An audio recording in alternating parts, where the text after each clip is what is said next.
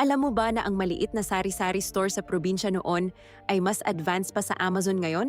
Sa loob ng isang maliit na silid na hindi pa umabot sa 3 metro, makakakita ka ng lahat ng kailangan mo. Papel, lapis at ballpen na binebenta isa-isa. Gamot na hinihiwa para sa isang tablet lang. Shampoo sa maliit na plastic.